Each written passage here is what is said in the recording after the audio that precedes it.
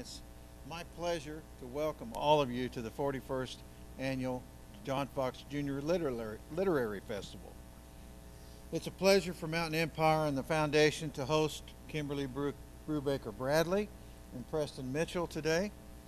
We look forward to their presentations and thank them for agreeing to be on this program. I know that their work and experiences as writers is going to be very inspiring. Before the program begins, I'd like to extend a couple of thank yous to those who've helped organize this event.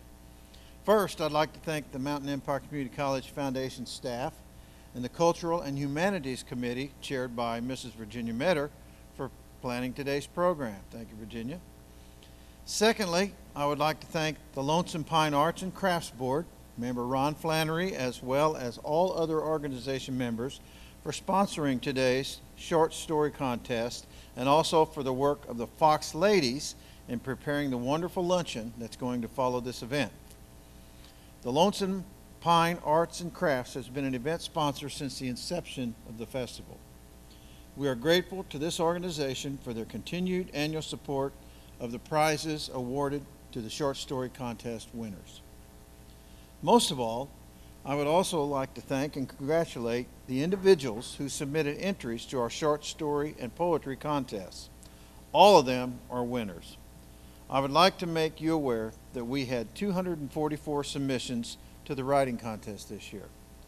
There were 36 submissions in the adult category, 67 in the high school category, and 141 in the middle school category.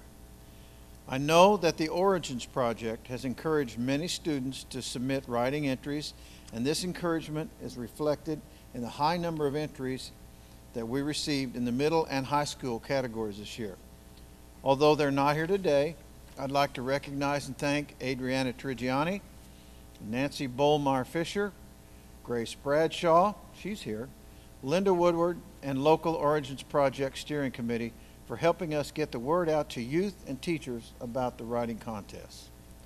The Origins Project has been a wonderful partner in encouraging more creative writing in the region. At the end of the program, we'll be recognizing short story and poetry contest winners in the adult, high school, and middle school categories. It is fair to say that there would be no recognition of students without the encouragement and support of local classroom teachers. As we recognize student winners, we are also recognizing area teachers as well. They have provided the instruction and encouragement to enable local students to become proficient writers. Congratulations to the teachers who have helped today's winners be successful. At your seats, you'll find copies of each of the winning entries to our short story and poetry contest. Please take a copy with you as you go, and if you would like additional copies, we can certainly provide them. You know, I look around the room, I see a very good turnout for our festival this year. It's probably one of the best we've ever experienced, so thank you all for coming. And also, we had one person drove all the way here from New York, and that's Frankie Holberg. Frankie, where are you? Oh, there you are. Glad to see you. Thanks for coming. It's a long drive from New York. You didn't drive. You flew. All right. That's smart. Well, thanks for coming, and thank you all for being here. And I hope that you enjoy the Fox Festival as much as we enjoy putting it on every year. So at this time, I'm going to ask Amy Greer, who is our Community Relations Coordinator, to introduce our first speaker.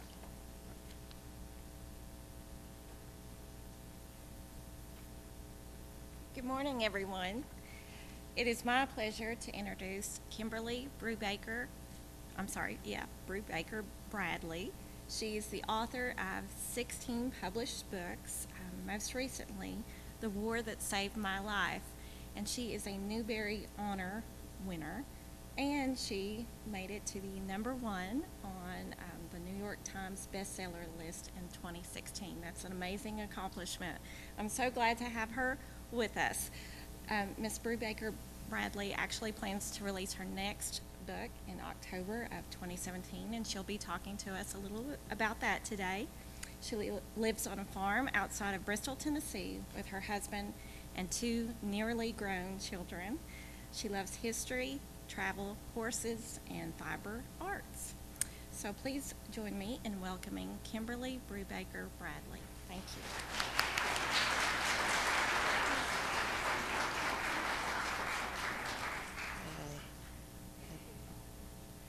mess with this for just a minute. I'm so glad to be here today. Thank you very much for having me. There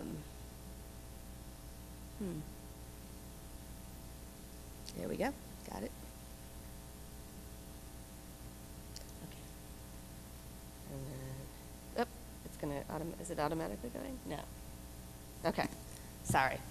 This is all new to me, these ideas of having, slideshows, but it's really a useful way to talk about my writing.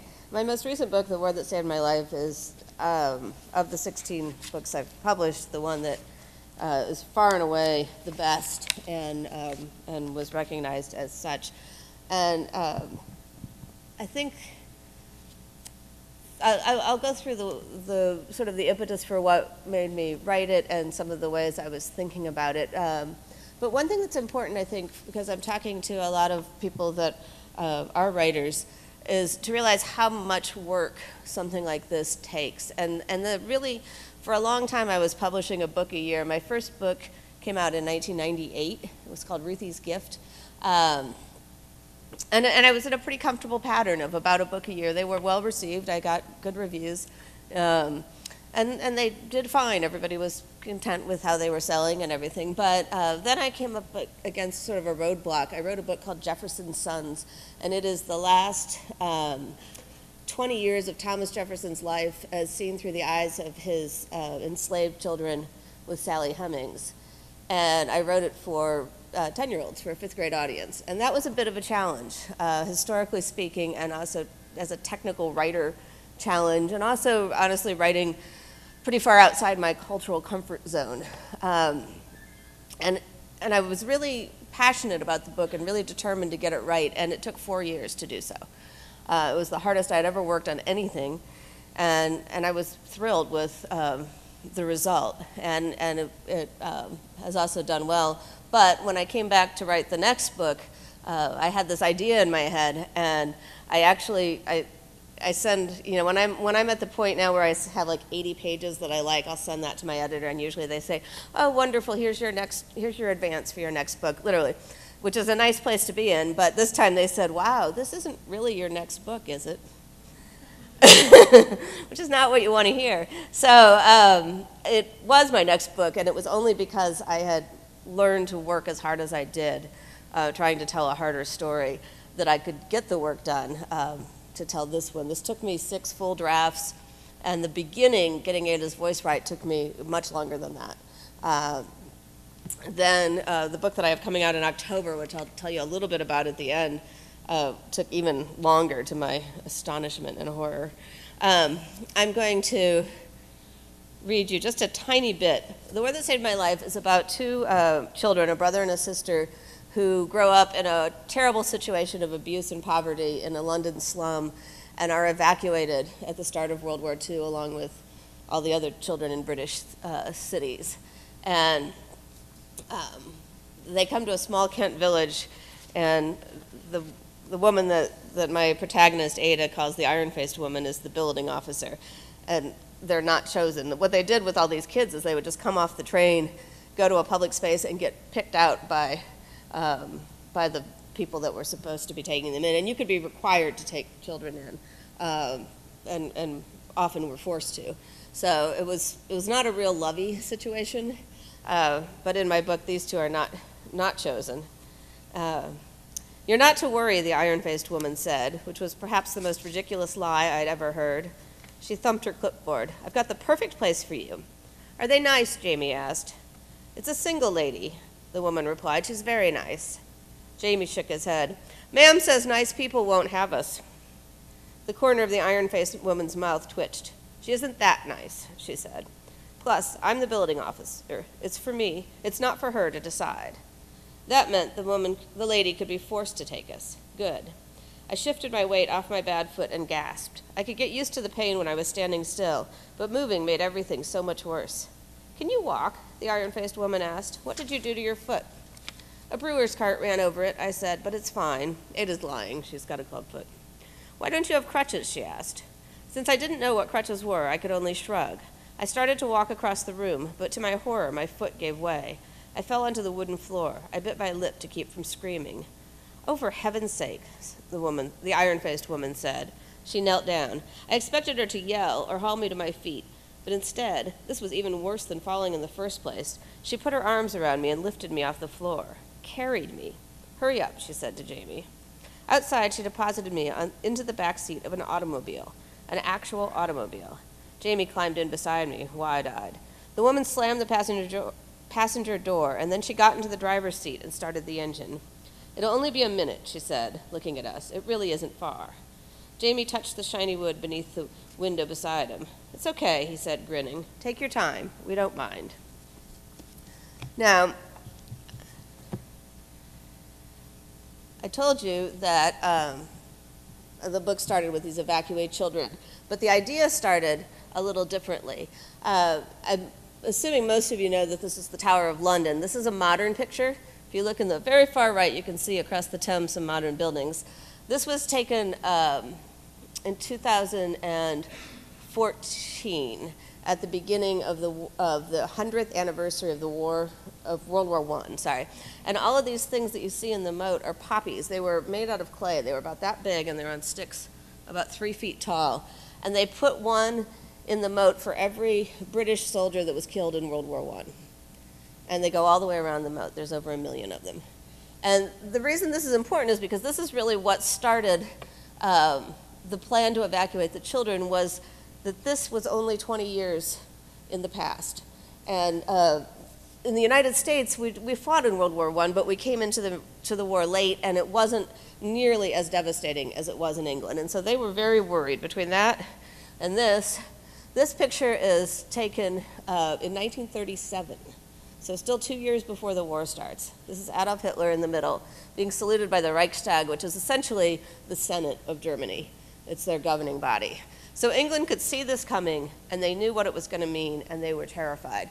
And the one thing they were really afraid of was the idea of being bombed by poison gas. Poison gas was used in the trenches of World War I, but in the 1930s it was used in civilian populations in Spain and in Ethiopia. And so they were convinced, the Brits were convinced, that Hitler was going to bomb at the start of the war English cities with poison gas, and there were going to be huge numbers of civilian deaths, including children, and that would be something that would cause people to just give up.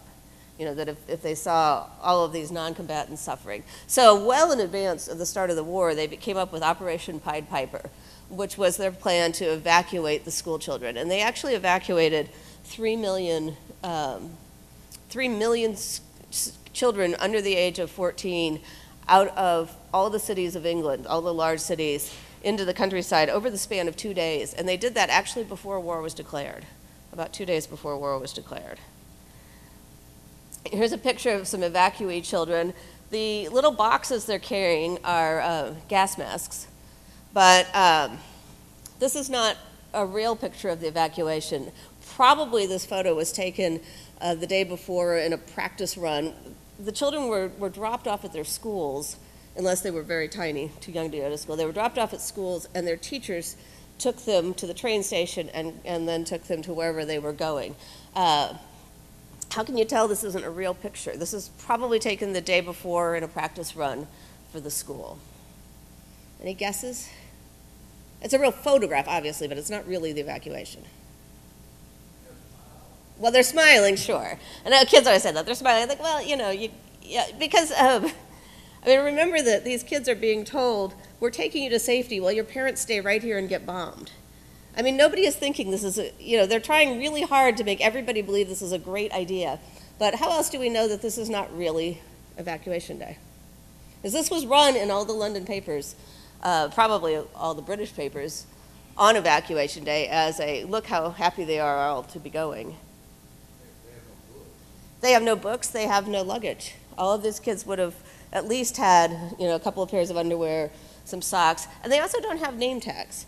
And evacuated children all had, I actually have a facsimile copy of the name tag because it was a postcard, and on one side, the parents wrote the kid's name and their home address, and they would pin that to the child, and when they arrived wherever they were going, because no one had any idea where they were going ahead of time, and that was not part of the plan. They just took them to train stations threw them on trains, and the trains went wherever the trains were going to go. But there was not any kind of planning ahead of time.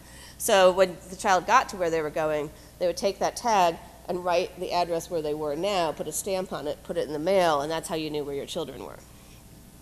And children as young as 4 were evacuated without their parents, and younger if they had siblings that would stay with them. This is actually a picture of some kids after a bombing. I like this picture for a couple of reasons. First of all, these are from the part of London where my characters Ada and Jamie are coming from. So if you can kind of tell the difference in their clothing, even though, I mean, they've been bombed, but you can still say their shoes aren't as nice, that sort of thing. And also, a lot of the kids, after nothing happened at the start of the war, they went back to their families. And so evacuation actually happened in waves. As a part of England got dangerous, they would re-evacuate it, and it was always voluntary. Now, I wanted to give, I wanted to play with the idea of, instead of evacuation being a really horrible thing, as it was for most kids, or at least stressful, difficult, for it being actually the best thing that could happen to my character. And so I imagined this child essentially imprisoned in this little flat in London. And I wanted her to be a kind of a tough-minded, brave, smart kid. I didn't want her to be completely cowed by her circumstances. So I ended up giving her a physical disability that helped keep her in that box. And I went with clubfoot. I went and thought and researched all sorts of different things that people could have that would make it difficult to walk. Anybody here born with a clubfoot?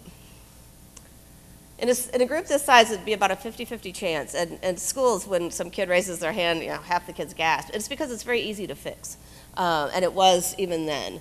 I mean, I don't mean, it's simple, I guess, is the worry. I mean, it'll take a little bit of time, but with this baby, you're going to move their little ankle as much as you can, and then you're going to put a cast on it. And then a couple of weeks later, that baby's growing fast, you're going to move it again and put a new cast on it. And you just do this, and by the time the kid is old enough to stand up, their feet work totally normally. You guys know Mia Hamm, the soccer star? I'm waiting for kids to not know who this is. You guys know who she is? Okay, I'm hoping still. She was born with 2 club feet. So it is not really a disability, and while it is a birth defect, it's not genetic. This actually is caused by how the baby develops in the womb. And so once it's fixed, it doesn't come back. You don't have a tendency. But an untreated clubfoot was a useful thing to give Ada. This is from an anatomy book in the 1850s, and this is sort of showing you different ways a clubfoot could develop. Then the next page was how we operate on these, which they were even doing in the 1850s. And the only place you're going to find an untreated clubfoot today in the world is in really remote parts of undeveloped countries, because again, the treatment is not an expensive treatment by and large. And so if the child has access to medical care, it can usually be managed. But it's a nice thing. It gives you something that's fairly unsightly as she's growing up, painful to walk on but not impossible, doesn't affect her arms, doesn't affect her other leg, doesn't affect her intellect in any way. So Ada gets a clubfoot. Now this is a photograph I took. I will point out I was not driving. This was in England, and I'm in the passenger seat there, even though you can see the car window. You drive on the other side of the road there. This is Kent. This was in early spring. This was after I decided I couldn't write the book without going to England, poor me, and made my kids go spend their spring break there. There's daffodils. So Ada has never seen grass before she goes there, and a lot of people think that's a symbol of just how incredibly deprived she was, but actually it's really fairly common for children from the slums of London to have never seen grass. That shows up over and over. A lot of these kids that were evacuated grew up and wrote down accounts of it. And England has been really good about, because it's a very important part of British history, a lot of them have been published, and if they haven't been published in a book, they've been published online in anthologies and things like that. You can find a lot of reminiscences. This is the town of Rye. I'm standing in the church steeple, and this is sort of the town. I don't name the town that Ada goes to, because over in England, they all remember World War II like it was yesterday, and they would tell me, no, the bomb didn't hit on Tuesday, it would hit on Thursday. And I didn't want to have that kind of conversation. So Rye is actually, I thought it was Kent, but it's about a mile into Sussex. It's sort of the equivalent of, I'm from Bristol, Tennessee, and you can be in Bristol, Virginia without knowing it. Yeah, I was in Sussex and didn't know it. And then I wanted to give Ada freedom, and this is how I gave it to her. This is my horse. That's my farm in Bristol. The good ship Sarah. She's very large. She is concerned because I'm taking a picture of her instead of petting her. I would never put Ada on this horse. Sarah does whatever she wants unless she is told very strongly not to. But this is our horse, Pal. He is still alive, which is amazing. He's 30 years old. He's an American quarter horse. And he is absolutely lovely. He would love to still have a job. He has arthritis, and it hurts us to make him work because he limps. So he just eats grass now. But this is the one that I put my husband's great aunt on when she'd never been on a horse. When our parish priest said that he had always dreamed of galloping, I put him on Pal and let him have a little slow canter. And so this horse is Butter, the horse that comes with the place where Ada is billeted, a pony. This is a weird picture, but it's the only one I could find that shows a side saddle, because most of the time the rider's wearing a skirt that covers up those horns. So this was an idea I had for giving Ada complete freedom of motion. The left-hand boot there is actually in a stirrup, but you can see that the right boot foot just sticks out into the air, essentially. And people ride really complicated things like this. I mean, this was in World War II. After World War I, a lot of men rode side saddle because they had a war injury to one foot or another. I have seen women jumping 3.5-foot solid obstacles in one of these things, and there's a picture on the internet of somebody jumping a 7-foot fence in a side saddle and skirt. So if you can see this, we could just cut off Ada's bad foot if we wanted to, and it would not hinder her ability to ride this way. So on Butter, Ada gets terrific freedom. Now, this is one of my favorite slides, but it takes a little explaining. So, this is England. That's Ireland.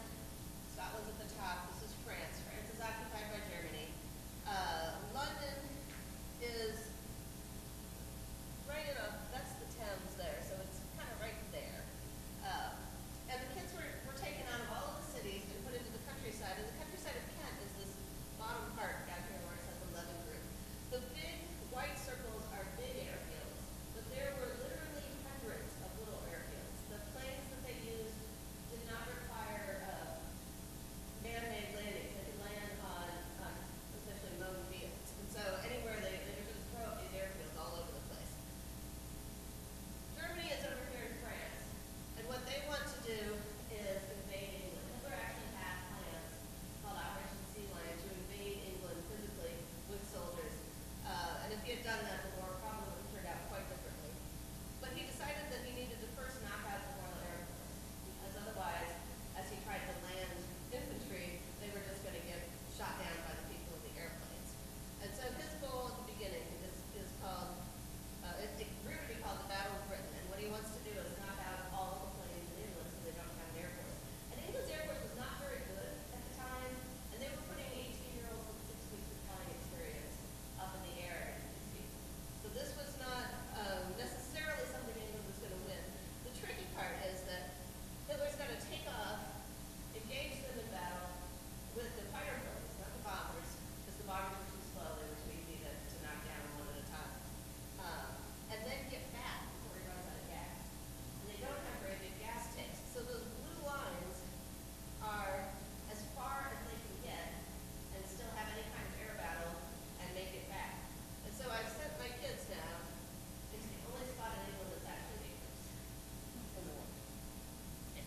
And it was true. I mean, there were a lot of evacuated kids down in Kent, and a lot of them during the Battle of Britain got re-evacuated up to the south. But here's the planes that they used. The Spitfire and the Messerschmitt, let's see. That one's the Messerschmitt. It's got the swastika. They were one-person little fighter planes. England won. This was the battle about which Hitler said, Churchill said, never in the history of recorded time has so much been owed by so many to so few. And it meant these air pilots, the majority of whom actually lost their lives. So Hitler moves on to the Blitz and bombs London for 57 straight nights. And because, you want to put the books where the interesting stuff is, my kids get to be in the first night of the Blitz. So that's the background of the war, but really the book is about Ada's personal struggle. And so the line, "There are all kinds of wars," comes from page 3 of the book. It's about how she overcomes the challenges that she was faced, even in a time of war. And now, I have an exciting thing to show you.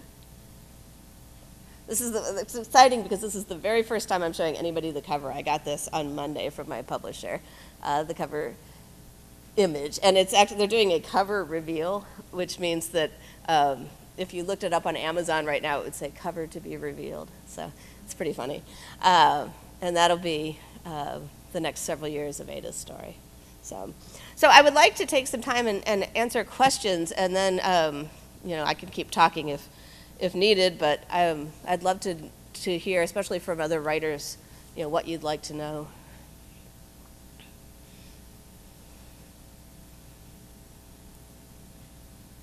Somebody was asking me earlier, one of the high school students, I'll go ahead and say this, how did I get started writing?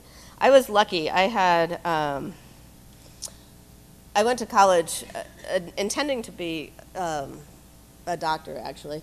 I liked science, and my sophomore year in college, being a chemistry major meant that I had to take organic chemistry, analytical chemistry, and physics for 3 of my 4 classes.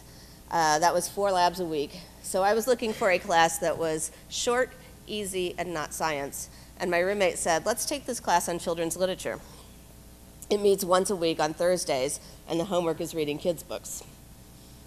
Yeah, that sounded really good to me. So it was an education class. It was not a writing class. It was it was for future teachers. But we talked our way into the class, and it was taught by a woman named Patricia McLaughlin, who won the Newbery that year for her novel Sarah Plain and Tall. And Patty, to my great joy, wrote something for the back of this book, "A moving story with an authentic voice beautifully told." She does not blurb easily, and this is the first time she has ever given me a quote, although we've stayed in touch. And she has copies of my books that I've sent her. So the day that we won the Newbery Honor, one of the great joys for me was emailing Patty. She's still writing. She's legally blind. She's in her 80s, but and saying, "Thank you." And she said, "Yep." That's not what she said. She actually said, "I remember you as being young and something and ambitious." And I thought, well, at least I'm still ambitious. And she said, no, to me, you're still young. I thought, to you only. So, and that sparked my understanding that writing was something you could do, that being a writer was someone you could be. And by the end of that class, I was writing for fun, and Patty got me into a local writers group where I could kind of learn how to go about the idea of trying to write for publication. And that was run by a woman named Jane Yolen, who you may have heard of too. She's published something insane, like 200 books or something, and is still going at it. And Jane was fantastic, still is. So I started writing for magazines. I was a really broke college student, and they would pay me.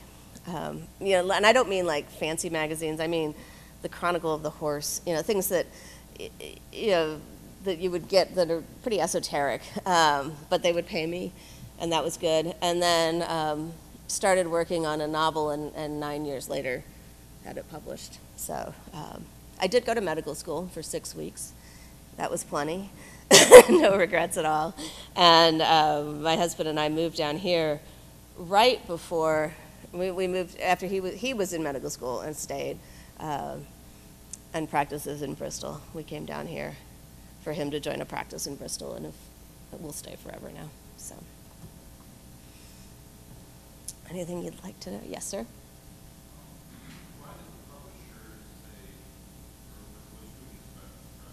Because the first draft stunk. It was really awful. The hard part about this, and what's funny is I don't have that anymore because any paper copy is long gone, and my editors got a new, Penguin merged with Random House, and became Penguin Random House. We all thought it should be Random Penguin House, but they didn't go for that. But when they did, everybody got new emails, and I got a new computer, and so I don't have the email record back to that. But my editor agrees. She said it. And, but I do have something like, because when she said that, I took it back, and then I wrote another draft, and I gave it to my daughter, and she said, eh. And my daughter's 19, but she's very good at critique, so that wasn't good. And then I wrote another draft, and my husband called it bleak. Then I wrote some more that I didn't bother showing them, and then I finally wrote a draft that it was maybe the first 2 chapters, so 12 manuscript pages, that I was really excited about, and I sent it to my editor with the note, Ada finally finds her voice, and she wrote back, yes, okay, now I see we can do something with this, and it's still awful. I have that version, and it's awful, and it is so far from what was published. And like I said, this is my 16th book. I'm not new at this, but the trick with this, because Ada is starting off in such a horrible situation, you have to understand that she's really imprisoned and all the things that are going wrong, but you have to want to keep reading. And so it's really easy to make it so awful that you think, oh, and you just put it down. You don't want to do that. And so that was the hardest part about it for me. The other thing is that I'm not really good at plots. I know that sounds odd, but I have, on a different book, I have a 3-page editorial letter that I saved with all the suggestions for revision, single space typed. Now I don't get letters, I get emails, but it used to be letters. And the last line is, also it doesn't seem to have a plot, see if you can add one. And this was a book that accepted for publication. So a lot of people start with plots and write outlines and know where they're going ahead of time. About half of all writers do, and half are more like me, where we start with a character and a problem, and then we try to come up with a plot in the end. It's why I don't write mysteries. I couldn't do that, no. So, anything else? Yes, ma'am? I do, yeah. It depends on the day, and it depends on where I am on a book. Right now, I just totally finished this one. So, I mean, like the only thing we'll have next is it'll look like a book, and we'll look for typos, but nothing else at this point. This book, there were times when I was writing 8 hours a day, which is an awful lot to concentrate hard on, because I went through so many drafts, and right at the end, I actually knocked myself on the head in December. I fell off my horse, landed on my head, and had a concussion, and we were bumping up against the production deadlines that meant that this would be published in spring of 2018 instead of fall of 2017 if we didn't get it done. So that became a real struggle, and we got it done like 2 weeks ago. It was barely. It was very, very happy. So now I'm working on another book, which is set around the discovery of King Tut's tomb, and I'm working an hour or so a day on the writing, and then I'll do some other writing. I write a blog. I'm doing publicity for this thing, and but then I'm doing research too. So I'm got specific books that I'm reading and taking notes on for that. Later on, that'll pick up a lot more. But writing is my job. It's my full-time job. So it's useful because it's flexible. When I had small children, but they still had to give me a little bit of time and go do their own thing, so I could do some writing.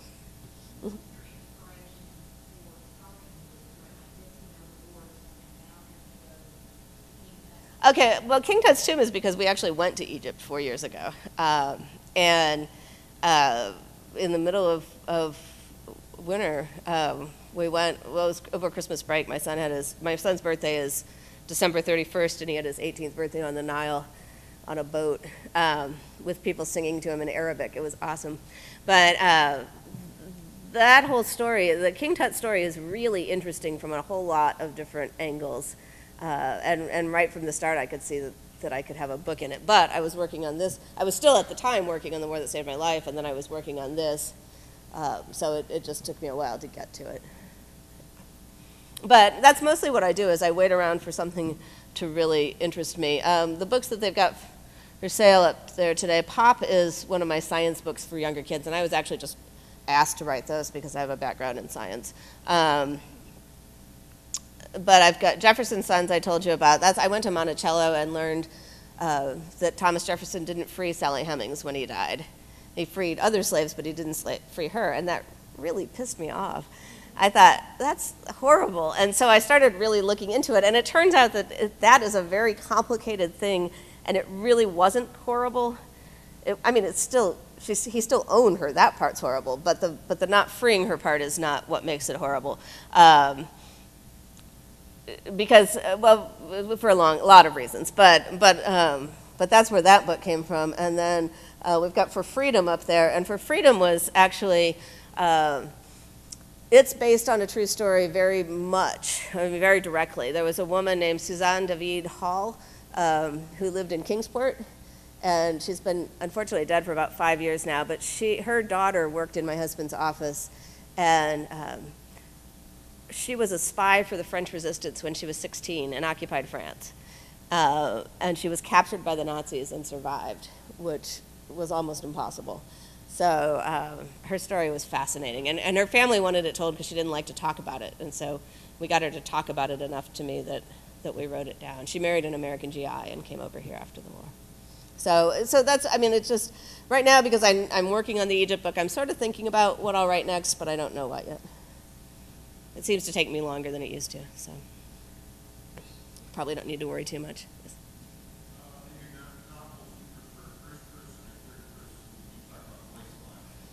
I actually, some of mine are first and some are third. The War That Saved a Life is first and always has been. Jefferson's Sons, which uses 3 different narrators in sequence so that you always have a child narrator even though we're covering 20 years of history. It started out in first person. The first draft was entirely first person, and my editor said, let's try this in third. So we moved it into third person, which is not as easy as it sounds, and you can't just do find and replace. I tried that. But it worked better in third, and I can't really tell you why, but it's about half and half between my novels. So, yeah. You can tell my editors like to make me work, but that's all right. So, anything else? Thank you so much. I think that's actually perfect. So if you have any other questions, feel free to approach me later, and I've got bookmarks if anybody wants one, and happy to talk to anybody. Thanks so much for your interest.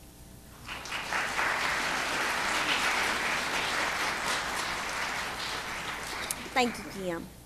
Now it is my pleasure to extend a warm welcome to Preston Mitchell. Preston and his wife live in Big Stone Gap, right here in our hometown, where they have 5 dogs and a horse. Mr. Mitchell has taught history for 39 years in Wise County Public Schools and at Clinch Valley College. His book, titled Chase the Buffalo, tells the story of cross-country cycling the lower 48 states over a 25-year period. I can't wait much longer to hear more about your journey of cycling. I'm a cyclist as well. Preston Mitchell, please share your story with me and the group at Mountain Empire. Join me in giving Preston a warm welcome.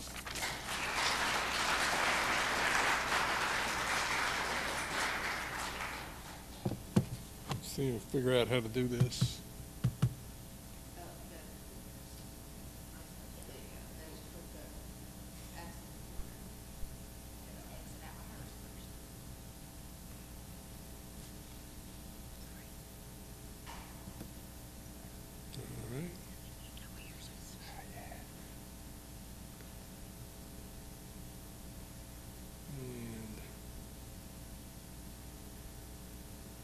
Okay. Well, good morning. It's my privilege to be here this morning and share the stage with such a renowned author as Kim. I learned some history myself today about the war. Thank you. And it's good to be here and see a lot of friends and teachers and students and the winners of this year's writing contest. Congratulations to all of you. I also want to thank Dr. Hamilton and Mountain Empire Community College, particularly Donna Stanley and Brandy McAfee, for hosting this event and inviting me to speak.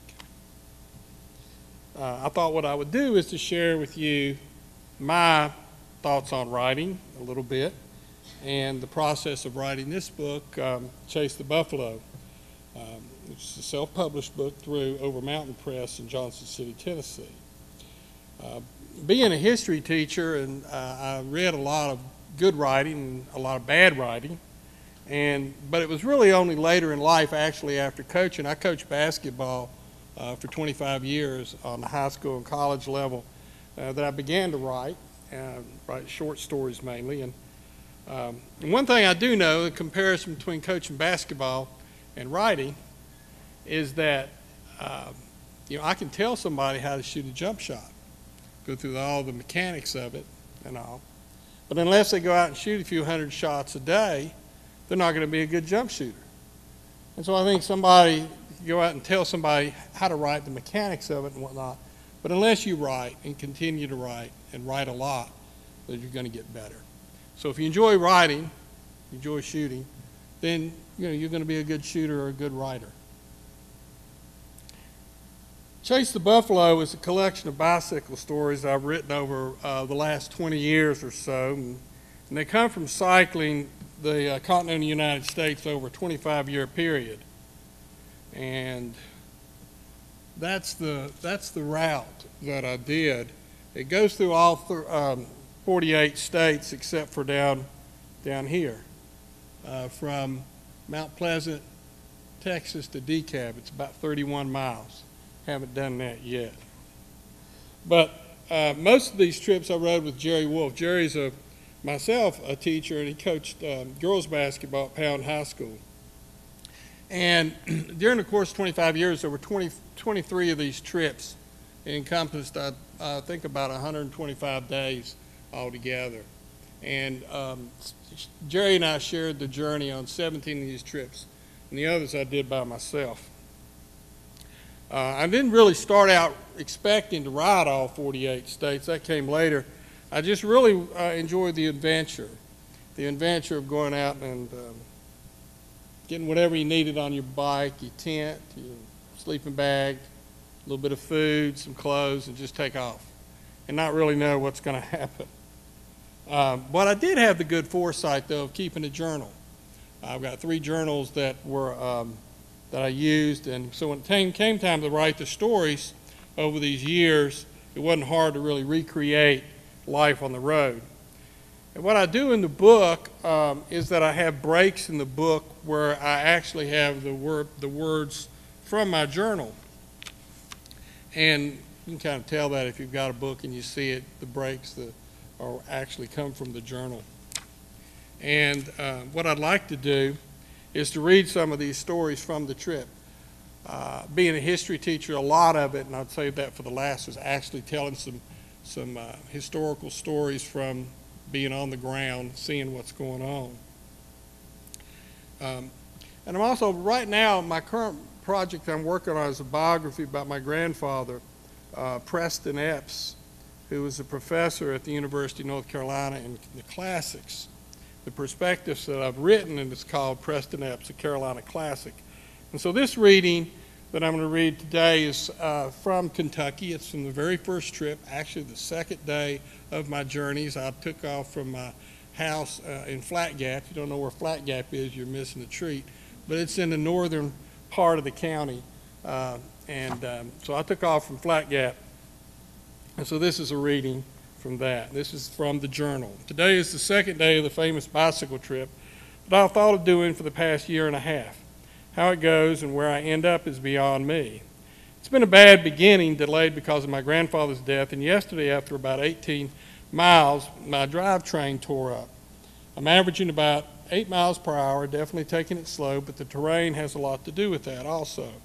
At a lake beach area right now in Perry County. So then I write, after a swim in the lake, I towel off and sit down to write and read. This became my routine on trips that would last over 25 years and over some 11,000 odd miles. I always brought a Bible and another spiritual book in my journal. My breaks consisted of reading the newspaper and a prescribed portion of Scripture and recording the day's events and any other noteworthy insight into the mores of the world in my journal. On this trip, I chose to begin my reading of the Bible with Genesis and those marvelous fables about a powerful and sometimes wrathful God. I also brought along all of the letters I had saved that my maternal granddaddy had written to me over the last 10 years. He had died at the advanced age of 94 a few weeks prior to this trip. He had been ill for the last 2 years, and his once lucid mind had begun to recede toward feebleness. A couple of months before his death, while reading the obituaries, he had bemoaned to his wife that it seemed that everyone gets to die except me.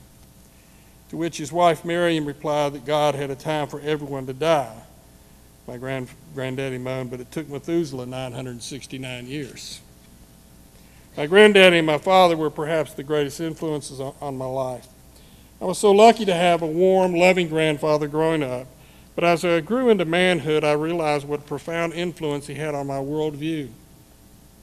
He wrote me letters until the day he died, and these letters were not just newsletters or how are you doing letters, but 4 and 5 typewritten pages answering questions I might have posed to him earlier regarding Christianity, politics, or teaching. I'm so glad that I kept his letters from the time I went to the Citadel until the last one I received the previous December. His life has been an inspiration for me, and I can only hope to emulate it in some small way as I go through life. Andy Griffith, one of my granddaddy's students at the University of North Carolina, stated in a television interview in 1996 that Preston Epps was a Christian. That sums up his life, for if anyone sought to live his life by the precepts set down in the Gospels with my granddaddy. He did so while overcoming some large obstacles that many rural Southerners faced growing up in the late 19th century. Preston Epps was born in Southside, Virginia on a small farm in April of 1888. His father died when he was a young boy and his mother when he was just 12 years old. He spent his childhood hunting rabbits, growing cotton, and learning to read and write, not in school, but in the home. When he was a teenager, his family, now headed by his grandfather, moved to Durham, North Carolina, where he went to work in the Bull Durham tobacco factory for 3 cents an hour in a 60-hour work week. It wasn't until he was 21 years old that he enrolled in the 6th grade while working as the school's custodian. From that tardy and humble educational beginning, he ultimately graduated from the University of North Carolina with a degree in the classics, and in 1925 received his Ph.D. from the University of Chicago.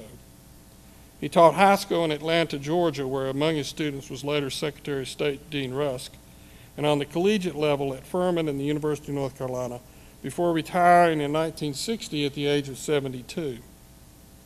Although retired, he remained quite active in the community, helping to organize a non-denominational church, teaching at the governor's school in the summer, and continued to read and write.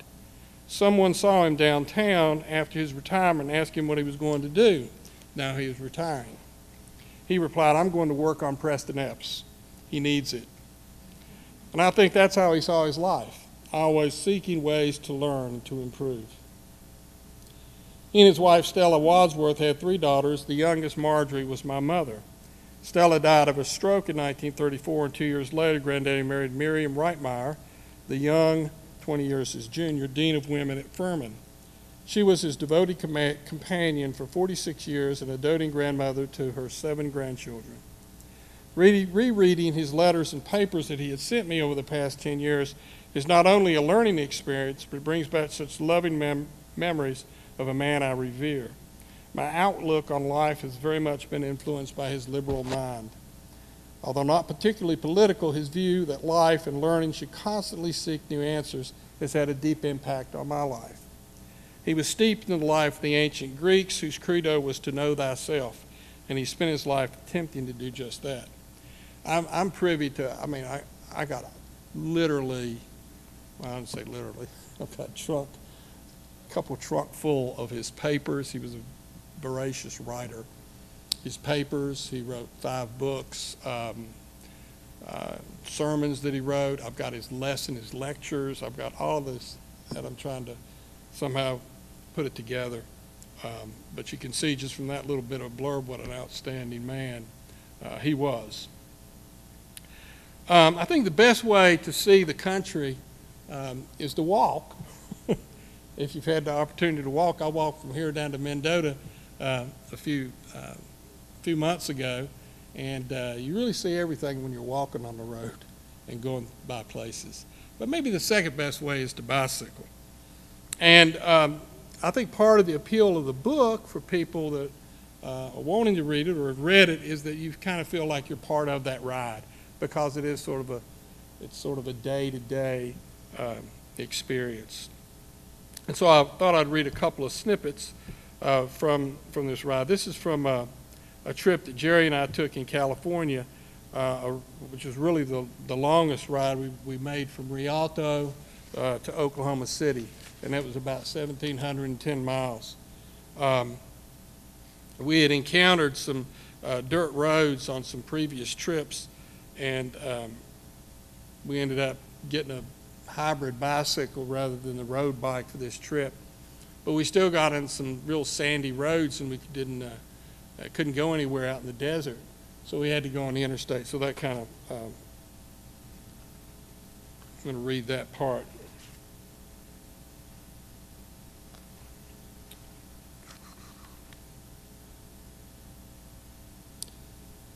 Back on the dirt road, we head east. After passing a couple of abandoned homes, it becomes obvious that the sand was whipping us and our hybrid bikes. We turn around and illegally enter, or so we suppose, Interstate 15, arriving in Barstow just before noon as the heat registered 101 degrees. Cruising downtown, we are on the most famous highway in America, Route 66, dubbed by John Steinbeck as the Mother Road. Much of the highway has been swallowed up or bypassed by I-40 and I-15, but we would get to ride more of the road in Arizona. In planning the trip, we calculated that we could not ride the Mojave Desert during the day, and thus planned the trip to coincide with the full moon for night riding. But now, as the afternoon heat was bearing down on us, where to? I decided we maybe get some riding information at the Bureau of Land Management desert office in town. We climbed the long hill to the office where we talked with Ruby. She calls the highway department, which informs us that we can bike on I-15 where there are no parallel paved roads. With that piece of good news, we go to the video room where we sleep through 2 hours of movies. And after a grocery store supper, we head into the desert as the sun begins to recede around 7. This is our first time riding in the dark, and with the cool night air and no traffic on Yermo Road, which parallels I-15, we are making good time as the moon illuminates enough pavement to safely ride at 12 miles an hour. After 20-some-odd miles, Yermo Road turns to sand. We walk our bikes through several hundred yards of desert sand until we reach the fence which separates desert and interstate. We toss our bikes across the fence and get on I-15. The moon does us little good as the oncoming traffic lights blind us to the details we need to see when riding on the shoulder of interstate highways. The ride from Yermo to Baker is swift as the wind is at our backs. At some point in the night, we look eastward, where it seems there's a series of street lamps far in the distance. Upon closer examination, we see it as the traffic so far in the distance that 70 miles per hour seems to be barely moving. It does tell us that we're going to be heading downhill to the town of Baker, billed as the gateway of Death Valley and the largest town in the Mojave. It's 1:45 when we pull in to a small convenience store in town. We purchase a juice and receive permission to unroll our sleeping bags at the back of the store's lot. The air is warm, dry, and sweet, thus sleep comes easily at the end of a 115-mile day. So that's just a little bit of a snippet of a type of ride.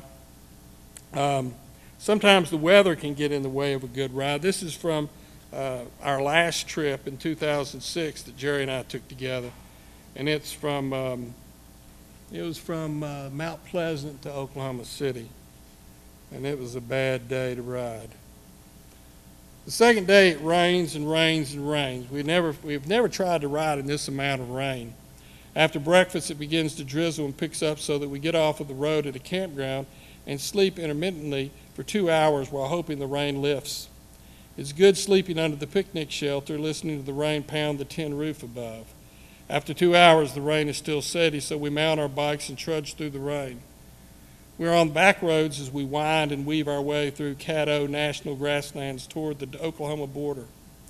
At 3 o'clock, we pull into Ivanhoe, a one-store community less than 2 miles from the border if one chooses to travel a dirt road, made impassable for our bikes by the day's weather. The general store, which dates back to 1921, has a full kitchen and 2 dinner tables. We claim one of them and order burgers and fries. The elderly proprietor of the store talks about his time in the shipyards of Virginia during World War II. We try once again to wait out the rain, but it does us no favors. At 5 o'clock, we turn our bikes north into a howling wind and make our way across the Red River into Oklahoma. Jerry is behind me, and despite the wind and the rain, I hear him whining and moaning due to the tendonitis in his knee. The humor behind this afternoon scene is sublime. 2 retired coaches on a seldom traversed back road in North Texas, pushing through wind and rain toward a nighttime destination, Durant, Oklahoma, which by now seems unattainable.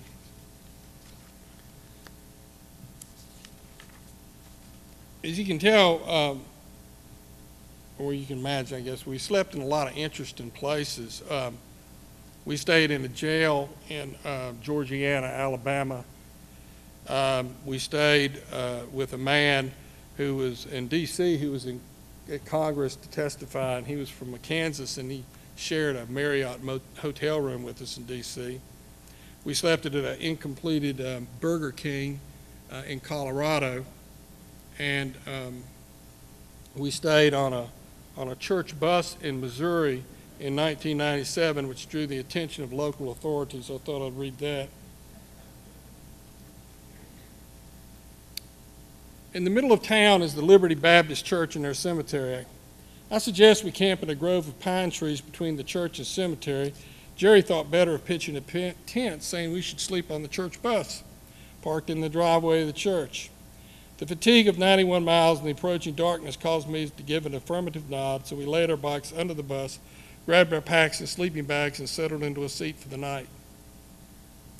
We soon give up trying to make a bed out of the seats, opting to lie on the floor where sleep comes only in spurts. Sometime in the night, I'm awakened by the lights of a vehicle and loud voices in the driveway of the church. I rise, looking out the window to see teenagers running around a van and a few girls inside the church building. Entirely awake, I lie on the floor hoping the kids would soon go away. The voices, however, come closer, and a boy enters the bus. I rise from the floor to try to explain our situation, but before I can open my mouth, the boy shrieks, "There's a man on the bus!" As I impassively observe from the window, the boy shepherds the others into the building, yelling, "Tell Pastor, tell Pastor." I holler at Jerry, who is sleeping so soundly he is oblivious to the commotion outside. I quickly tell him what has transpired as we pull on our sweatshirts and shoes to go out into the early morning air. I knock on the door of the church, but Pastor would not open the door. Through the closed door, he tells us the police are on their way, so we wait outside for a few minutes until 2 patrol cars arrive in the driveway. Pastor and his youth entourage then emerge as we explain our situation. Yes, we tell the officers we just sleep wherever we think is safe and comfortable. No, the police reply, you can't sleep on the bus, but you can sleep on the ground underneath the pine trees. Thanks, we say, we will try to have a good night. It's after 2 a.m. as Pastor and part of his flock pile into vehicles and leave while we carry our gear off the bus and try to get an additional few hours sleep. 5:30 a.m. we break camp and resume our ride. We have 130 miles to go to get to Mount Vernon if we're to catch the midnight bus. The wind is out of the south, so we're able to make good time at 13 miles an hour as we pull into Charleston for breakfast. It's drizzling as we continue making good time in Missouri. We have pedaled just under 100 miles in the Show Me State as we cross into Cairo, Illinois at the confluence of the Ohio and Missouri rivers. As I stated, I taught history for 39 years. So I've got many stories about the places that we rode to and through, and about the people and places that I really had only read about. We went to West Point, New York, the Ivy League schools of Princeton, Harvard, Yale, the Natchez Trace, Somerton, South Carolina, where the first school desegregation case was filed, Montgomery, the scene of the inauguration of the only Confederate president, and less than just a quarter mile away, Dexter Avenue Baptist Church, which was Dr. Martin Luther King's first church. Wisconsin, where the Gideon Bible Society was founded. We camped at 2 sites that Lewis and Clark had stayed on in their journeys. We followed Chief Joseph's Trail through Montana. We visited Crazy Horse's greatest victory at the Greasy Grass, that is Little Bighorn. We saw where he died at Fort Robinson in Nebraska, and the memorial in progress at the Black Hills of South Dakota. And these are some of the historical highlights and lessons, I suppose, that I write of in the book. Kind of maybe some of them, particularly the ones about the Native Americans, and are a little bit too long to read here. But I would like to close with a reading from one of those history lessons, and this is from a trip down the Mississippi Delta in 2003. The next morning, we bike into town and eat breakfast at the Delta Blues Cafe. The only people we see on the street this early morning are black, but the clientele at the cafe are all white. A black man comes in for a takeout breakfast. The other tables are filled with professional men and retirees talking about their golf game. Down the street from the cafe is Ground Zero, a blues club owned by Morgan Freeman, who has made a substantial investment in his hometown. Not only does he operate this oversized juke joint, but also an upscale restaurant, Meditti's, on the other end of Main Street. We bike around this clean, old, very southern town. On Riverside Drive is the recently renovated Riverside Hotel. Prior to desegregation, it was a colored motel, and prior to that, the G.T. Thomas Hospital, a colored hospital. In 1937, the Queen of the Blues, Bessie Smith, died there after suffering mortal injuries from an automobile accident near the city. Back on Highway 61, we stop at the Delta Blues Museum, but it's closed for renovation. Clarksdale and Coahoma County claim to be the birthplace and the hub of Delta Blues. Such greats as Son House, John Lee Hooker, and Sam Cooke were all born in the county, and countless others, including Muddy Waters and Howlin' Wolf, played in the joints around Clarksdale. I'm a big blues fan, by the way, so. Not far from the museum is the junction of Highway 61 and 49, the place where Robert Johnson sold his soul.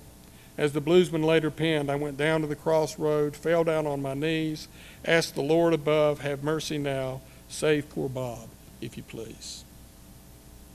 We'll leave Highway 61 and continue south on Highway 49, passing the Shack Up Inn, a slave quarter converted into a bed and beer as opposed to breakfast. At Tutwiler, we stop at a country store for a cold drink. I drink an orange juice while watching the Today Show with Katie Couric. Next to my stool is an elderly black woman drinking from a can of Schlitz Malt Liquor Bull, mostly covered by a brown paper bag. We both intently watch as Katie demonstrates how to make a blended vegetable drink, which can satisfy all the nutritional, vitamin, mineral, you get the picture. I tell the lady that I didn't believe that Katie really drinks that stuff, to which the woman replies, anything that is any good for you don't taste good. Different world, same country.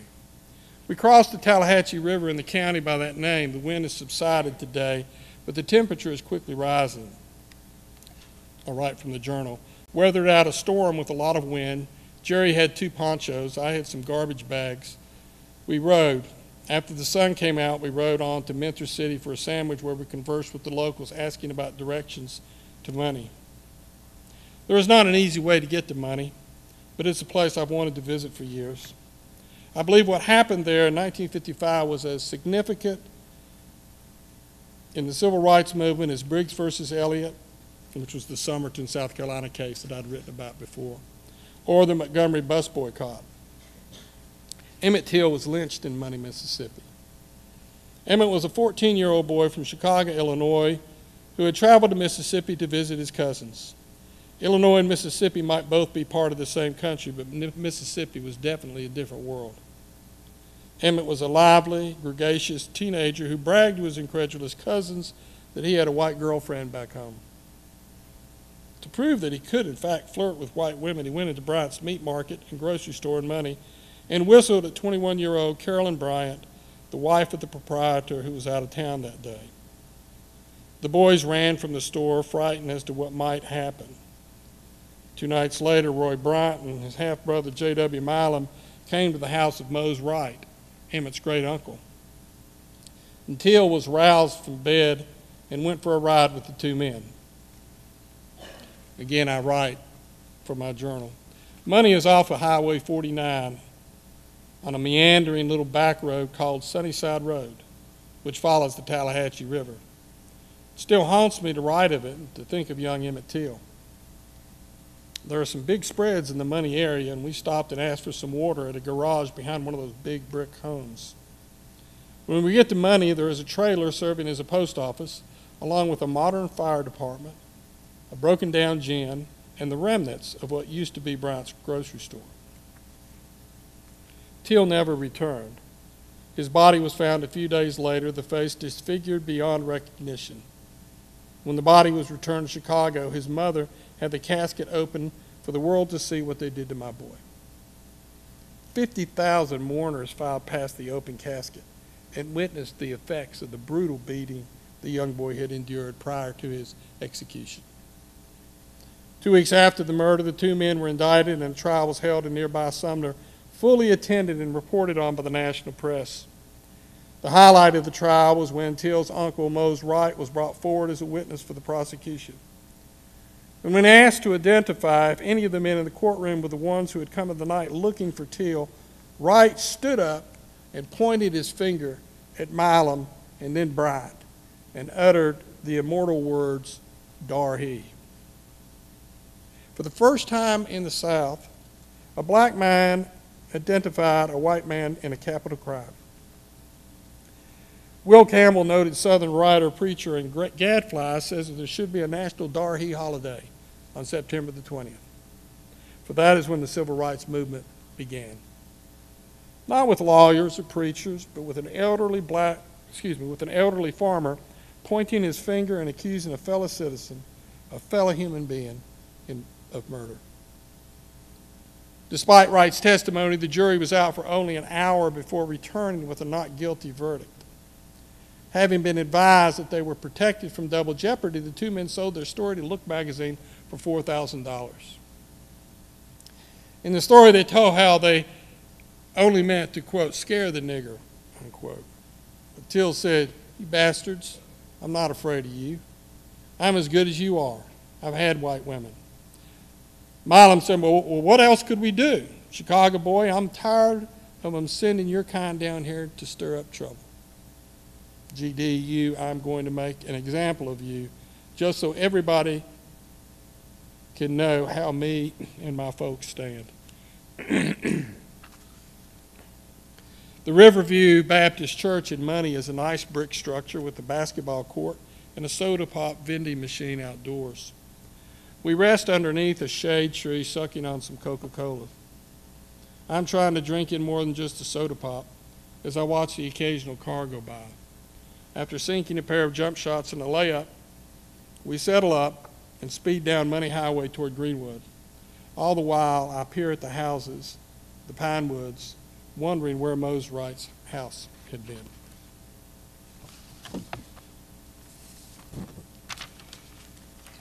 Well, thank you for your attention. I'll entertain any questions. I'll just say, I came up with this morning. I said, keep writing, as many of you here are writing. And again, congratulations for entering the contest and participating, and for the winners. Keep writing, because we all have something to say. And if we write it down, it remains. So, does anybody have any questions about the book or about basketball? Or yes. All right.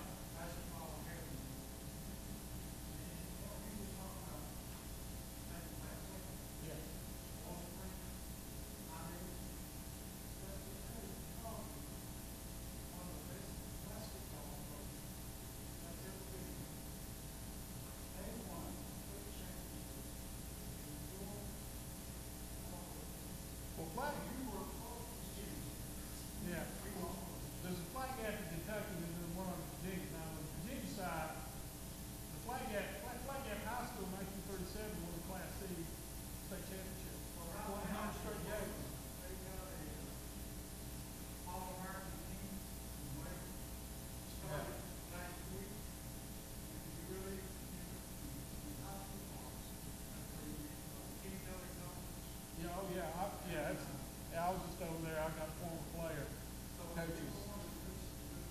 Well, you see, it's a different world.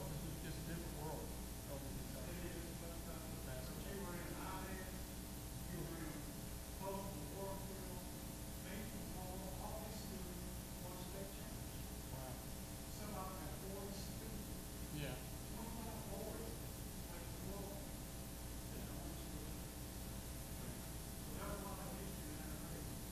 There is. A lot of basketball. Huh? Yeah, well, I hope the Sky Blue beats them over the weekend in Carolina. They got to be UCLA first, but it was. Okay, thank you. Yeah, I love basketball. Anything else? No.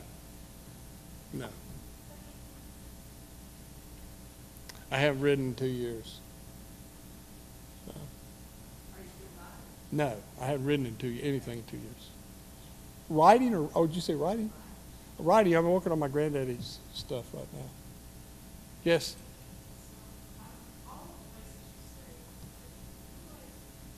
No. Yeah.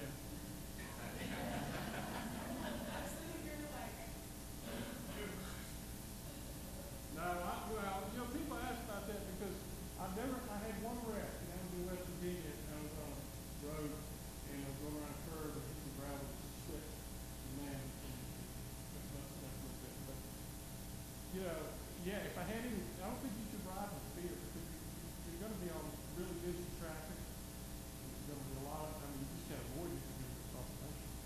And so I'm a trusting soul, I guess. I just trust in the person behind the gun. That's all. All right. Thanks.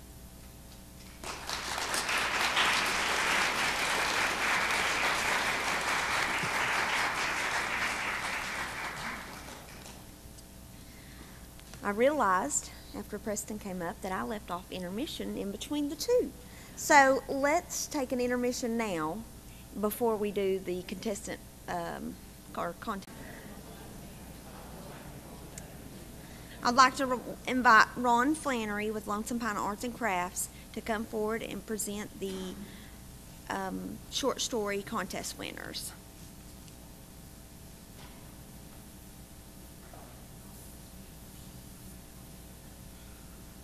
Well, thanks and good morning. I'm going to do something really tacky first. This is not new for me, right?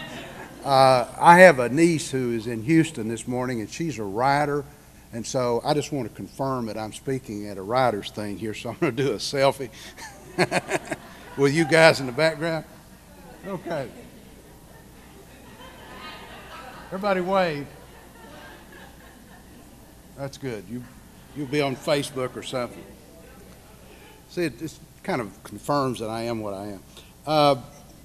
I appreciate Brandy making an adjustment in the program, so I'll be speaking with you for the next 45 minutes, and not serious. I'm here to present awards, and I'm going to get to that, but Lonesome Pine Arts and Crafts is an organization, a nonprofit that, among other things, operates the Trail Lonesome Pine Outdoor Drama. Auditions are the 29th of April at 1 p.m. and then looking around, I see some really good candidates for certain cast members. If you'd like to come down, I could probably use you, maybe you. So come on down the 29th, we'll audition you. See if I'm serious, come on down.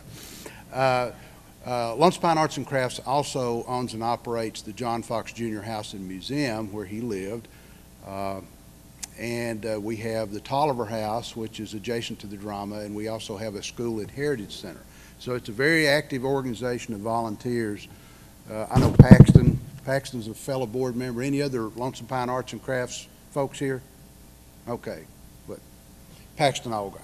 So we'll get special recognition or something. Brandy didn't know this, but I'm a writer. But I'm not here to speak to writing today. I'm not on the agenda to do that, but I did want to take this opportunity to acknowledge Kim and Preston. Those are amazing. I just love this stuff. I don't write fiction. I write about the one thing that I know a lot about, and that's the railroad industry. History of railroads literally all over the U.S. I've had 6 published books and about 200 magazine articles, and you're saying, but I never heard you. I never heard of you. Any railroad nerds in here? That's why. You would never have heard me. But I've written a lot of first-person stories about some of my adventures, and what really just thrilled me about Preston, I've been to some of these crummy places. I didn't ride a bike, and I didn't sleep in a bus, and I didn't do anything. But I stayed in some very strange motels. We would rent. It'd be usually 3 or 4 of us. It would be an adventure. We would go to places in a rented SUV. Never buy a used SUV from a car rental company that's been driven by a rail fan. You know, never. They've been to strange places. But we would go in and walk into, well, this is a 2-mile walk into a particular tunnel to get a particular train. I went once by myself on the Front Range of the Rockies in 1990. I walked in about 2.5 miles and fell and twisted my ankle and bruised some ribs. And I laid there and I thought, when did I think this was a good idea?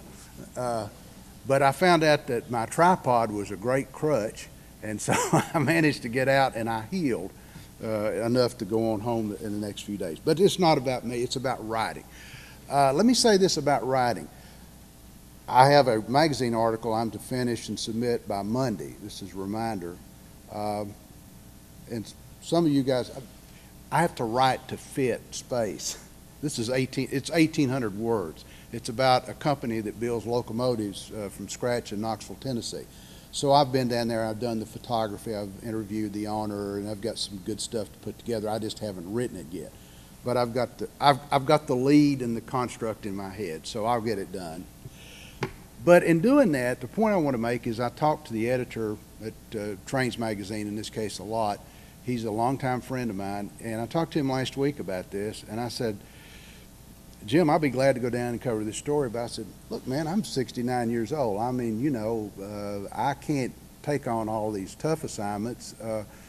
I said, don't you need to raise a crop of new writers and photographers for this magazine.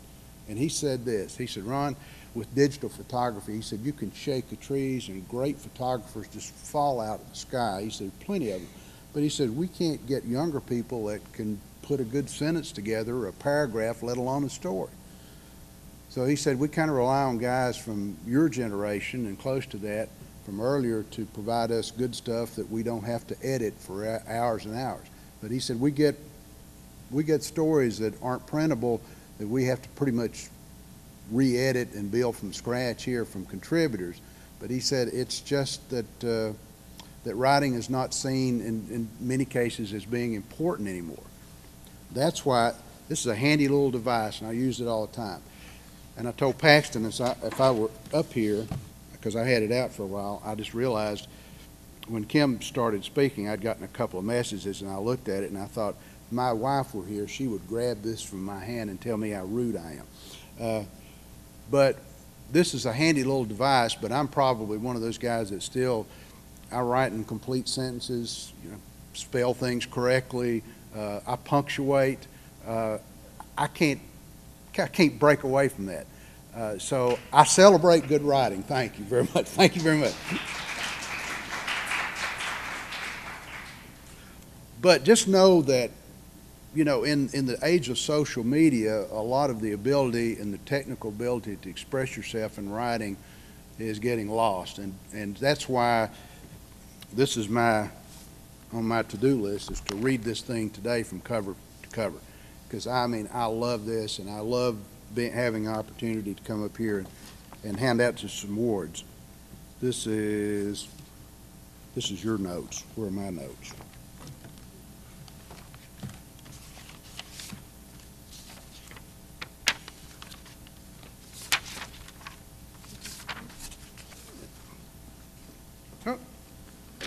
They went airborne. Okay, good. Those are your notes. Okay. So with that, let me just say, I told you who I am. I told you how important writing is. This is about you. So first of all, and you going to come up and help me? Okay, good. In the adult category of short story contest, our third place winner in the adult category is Pamela Bates of Big Stone Gap. She is receiving recognition for her short story titled Before Sleep. Pamela, come on up.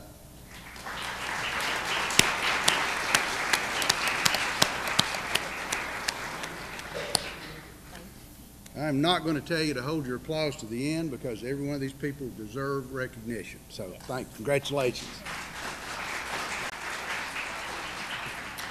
Our second place winner in the adult category is Michael Sammerdyke. I hope I got that right. Yep. Okay, of Big Stone Gap, who's being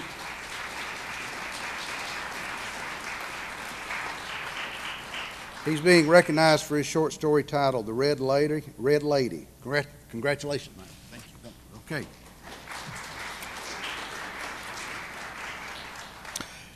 Our first place winner in the adult category is Jennifer Mullins of Big Stone Gap, Virginia, my friend, who submitted the winning entry titled What No One Expected. Hey, congratulations, Jenny.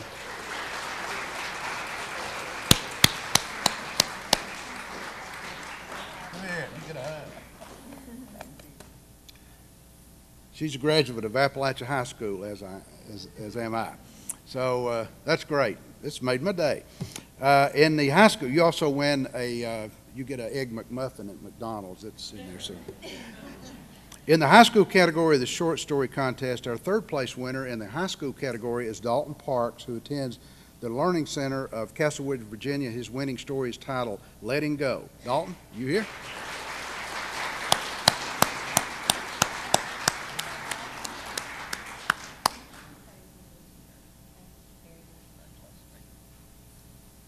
Second place winner in the high school category is Jessica Wells, who attends Central High School and whose short story is titled Charlie. Jessica?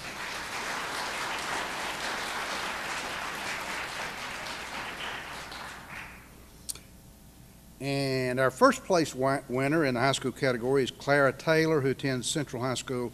Her winning short story was titled Splinters. Clara? Huh?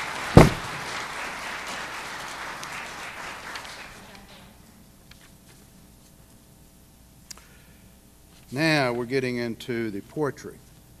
No, Is it middle school, middle school? right here. I did this. Yep, right here. Our third place winner in the middle school Oh, it's the middle school category of poetry. of short story. It says Error. poetry. I'm sorry, that's my error. Okay, so this is short story. It 'Cause should be Becca Blankenship. Yeah, we're good, but I don't do poetry. Okay. I love it, but I don't do it. Our third place winner in the middle school category is Becca Blankenship, who attends Ridgeview Middle School. Becca's winning short story is titled Drifting.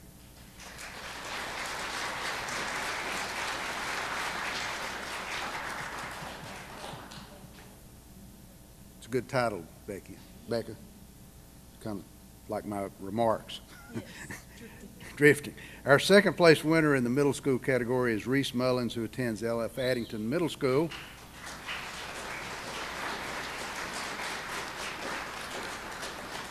Reese's winning short story is titled The Untold Story of Rex Origin. Congratulations. Congratulations. And our first place winner in the middle school category is Noah Smith, who attends Smith Homeschool Academy. Noah's winning short story is titled The Blue and the Gray. Noah?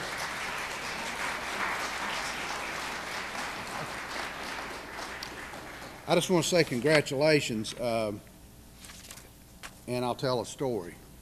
Only because. Okay, well, yeah, I'll leave on a story. And it's because of one of these winners.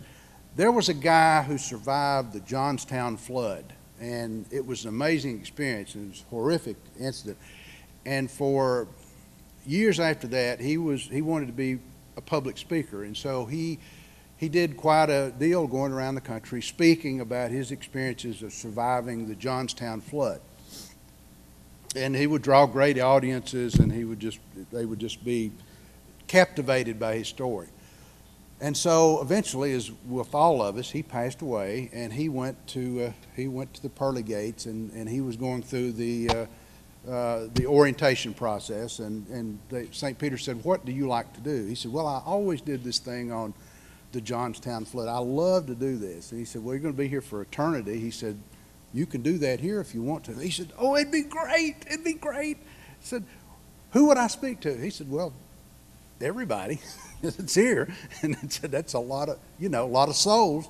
He said, "When you want to do it?" "Right now." He said, "How quick?" He said, "We can make it happen just like that." So imagine an auditorium that goes into infinity.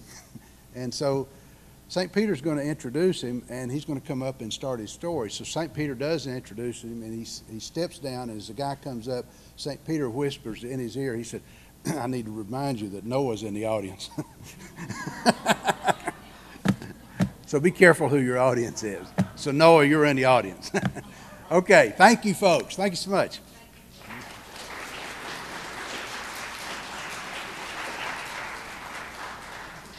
Thank you, Ron, very much.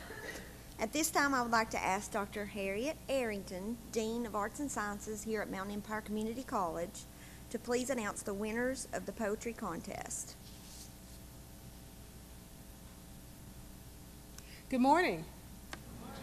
It's a privilege and an honor to be here with you this morning. I just wanted to make a comment myself. I wanted to say that I've been at Mountain Empire for 14 months. So if you haven't, 15 months. Who's counting? Yeah. But if you haven't seen me before, that's why, and some of the high school students I may have seen before if you're taking dual enrollment classes. And some of the teachers may know me in the audience too, I'm not sure. But anyway, I'm happy to be here to give out the awards for the poetry contest winners.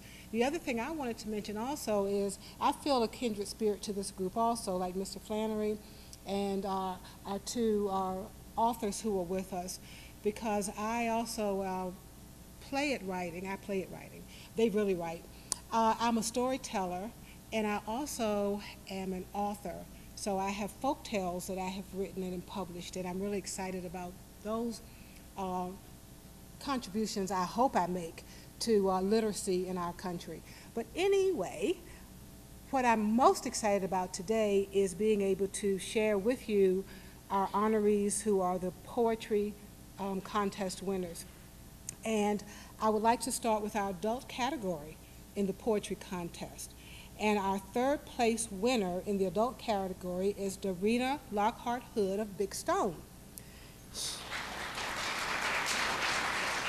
She is receiving recognition for her poem titled Where I'm From. Congratulations, Darina. Congratulations.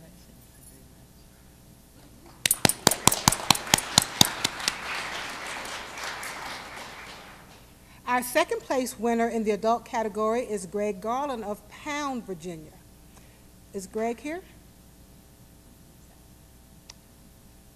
Well, anyway, Greg is being recognized for his poem titled Night Sounds, and we'd like to congratulate him. And our first place winner in the adult category is Crystal Hurd of Bristol, Virginia. She submitted the winning entry titled Quilting. Congratulations.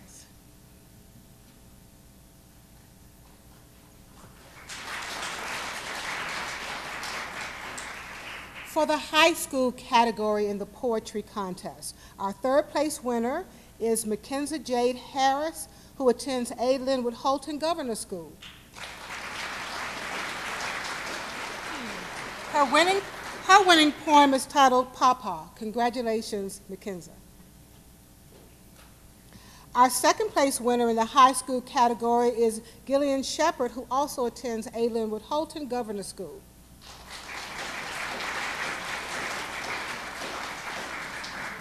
Her poem is entitled My Solomon Story. Yes. Congratulations, Gillian. Our first place winner in the high school category is Elijah Pierce, who attends Thomas Walker High School. Come on up. The winning poem is titled Through the Blinds. Congratulations, Elijah. And in the middle school category, last but not least, middle schoolers, Our third place winner is Riley Lawson, who attends Flatwoods Elementary School.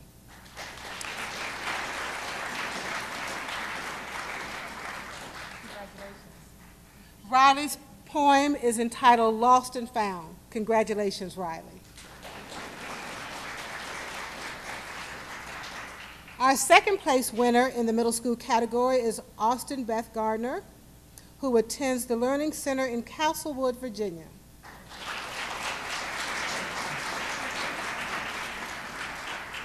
Thank you. Austin's poem is River of Peace. Congratulations, Austin. Our first place winner in the middle school category is Emma Rose Fox, who attends Powell Valley Middle School.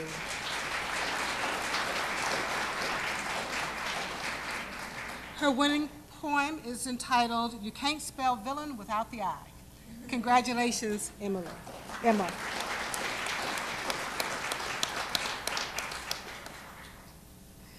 That concludes the main program, and we would like to again give congratulations to all of our winners and all of our presenters today. We really hope you enjoyed your experience here. We're so glad to have you, our audience, here, because without you, we would not have the festival. We hope you enjoy reading the winning entries that are in your booklet that you have. And in closing, if you've made a reservation for lunch at the Fox House, but you don't happen to know how to get there, please see Brandy McAfee down front, our festival coordinator, who will be happy to provide you, or Ms. Greer, provide you with directions and help you get there quickly and safely. I want to make sure that we don't have any comments needed by Ms. McAfee or Ms. Greer. Don't let me forget anything. I want you to know that the authors are willing to stay a little bit longer to sign books. If you would like to one, or you want yours that you've already purchased autographed, they will be happy to do that for you. And one more thing, we would like to remind all of our winners, contest winners, short story and poetry, please remain just a few minutes with Ms. Greer to take some photographs. We would really love to have that. And we want to thank you for being a great audience and being so receptive to everything that we've done today, and we feel like you are a part of this, as well as all of our winners and our presenters. You've been a great audience. We would like to make sure that we have your email address. If you would like to do that, we want to add that to our mailing list. And so Brandy McAfee has that information. I believe the sign-in sheet was out front. So it is on the table when you came in, and I looked at it, and I noticed quite a few people did sign on. So we do appreciate that. We would like to be able to expand the mailing list from hard copy mailing to also email mailing about not only the festival, but other writing competitions and opportunities for our young people, as well as our citizens of our community and our supporters of writing in this region. So is there anything else that needs to be said? Okay, well, don't forget lunch, don't forget your photographs, don't forget to make a new friend and shake hands with an old friend, okay? Thank you for coming, and we hope to see everyone again next year.